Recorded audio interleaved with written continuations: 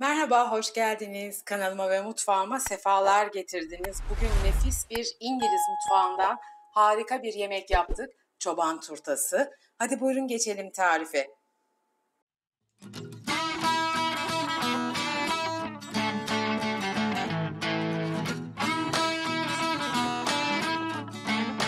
Şimdi önce 4 adet patatesimi güzelce soydum ve yıkadım. Patateslerimi ortadan ikiye ayırıp onları da ortadan ikiye ayırıyorum. Normal haşlama patates gibi. Püre yapacağız çünkü. Onları şu şekilde kesiyorum. Çok büyük değil, çok küçük de değil. Küçük yaparsanız erir çabucak ama çok büyük yaparsanız da haşlama süresi uzar. Dolayısıyla ortalama bir büyüklükte kesip hemen tencereme atıyorum.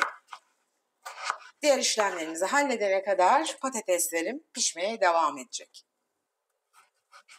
Patateslerim pişerken bir tane büyük boy kuru soğanım, mor kullanıyorum. Bir havucum, 7 adet de mantarım var. Hemen mantarlardan başlayarak küp küp doğruyorum. Çok iri değil, çok minik de değil. Şu şekilde. Çok leziz, çok beğenilen, çok meşhur bir yemektir bu. Mantarlardan sonra kabuklarını soyduğum ve güzelce yıkadığım havuçlarıma geldi sıra. Bunları da 4'e bölüyorum ve küp küp doğrayacağım.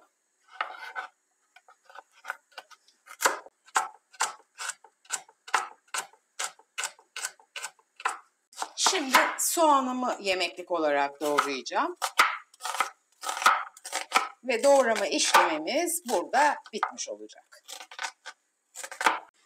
Şimdi tavama 400 gram yarım yağlı döş kıymamı aldım. Güzelce kavuracağım. Önce kıymayı kavurmayla başlıyoruz.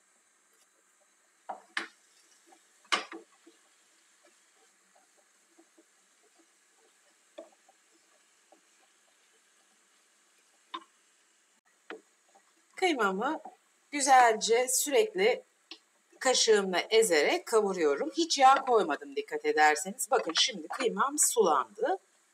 Yine karıştırarak bu suyu emdireceğim. Kıymanın en sağlıklı ve en leziz kavurma şekli bu şekildedir arkadaşlar. Yağ koymadan kavurun mutlaka.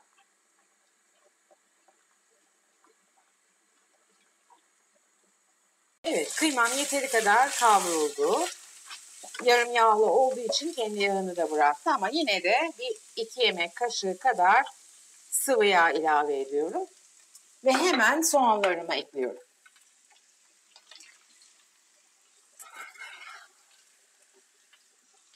Bol soğanlı çok güzel oluyor arkadaşlar. Benim gibi büyük bir soğanınız varsa ona ekleyebilirsiniz.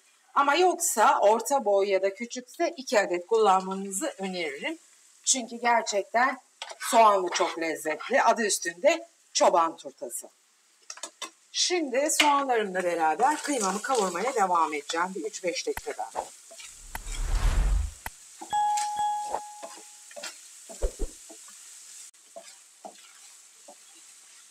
Soğanlarımla birlikte bir 3 dakika kavurduktan sonra hemen kesmiş olduğumuz mantar ve havucu da ilave ediyorum.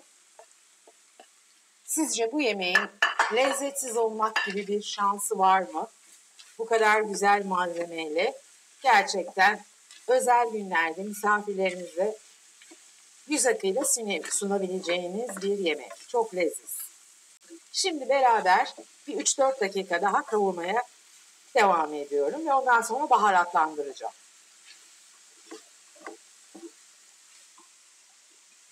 Şimdi sıra geldi baharatlandırmaya. Tuz zevkinize bağlı. Ben 1,5 çay kaşığı kadar koyuyorum. Çünkü malzemem bol ve tuz kaldıran malzemeler bunlar. Hemen dolu dolu 1 çay kaşığı kırmızı toz biber ve biraz da çekme karabiber çekeceğim.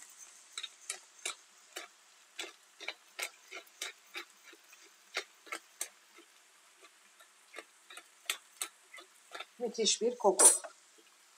Şimdi bütün baharatlarımı şöyle bir karıştırdıktan sonra 1 yemek kaşığı salçamı Biraz suyla sulandırdım. Şöyle göstermek istiyorum. Hemen azıcık sulandırdım. Püre haline getirdim ve ilave ediyorum. İyice karıştırıyorum ve altını kısıyorum.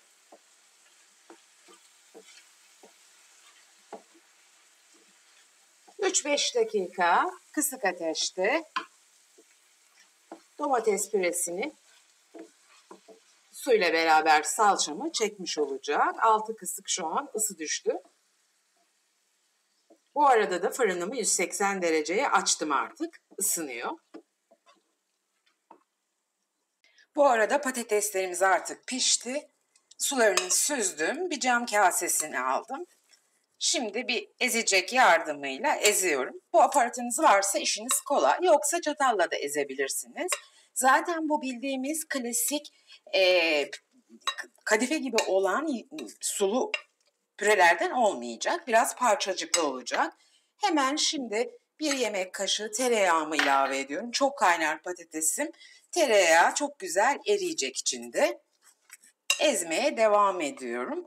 Birazdan da hemen bir su bardağı, tam tamına 100 gram kadar da kaşar rendeledim. Onu ilave edeceğim. Ama o kadar ezmem yeterli. Dediğim gibi püremiz bizim bildiğimiz klasik sıvı pürelerden olmayacak. Parçacıklı olacak. Hemen kaşar peynirimi yavaş yavaş ilave ediyorum. Patatesimi süzdüm. Çok sıcak. Dolayısıyla yağ da eridi. Peynir de hemen eriyor bu sıcaklıkta. Tabii hızlı davranmakta fayda var. Bütün peynirimi şimdi ilave edip güzelce karıştıracağım en sonunda.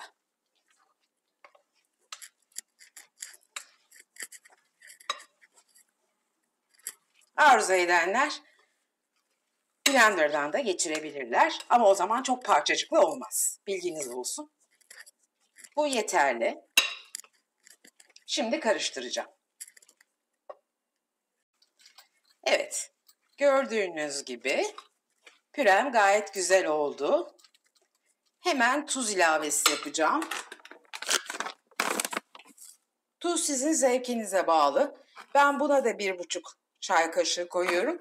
Çünkü patates tuz kaldırır. Peynirim de çok tuzlu değil. Hemen biraz çekme karabiber. Tekrar karıştırıyorum ve pürem de hazır olmuş oluyor.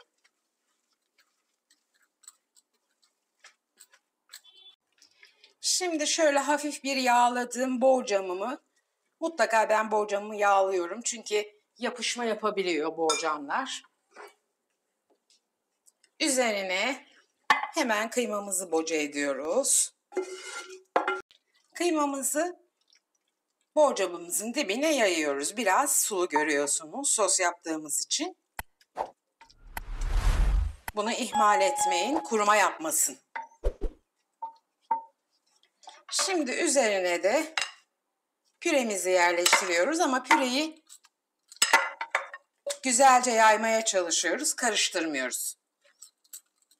Şimdi püremizi güzelce yaydık. Dediğim gibi sıvı bir püre değil. Şöyle çatalımla çizikler atıyorum.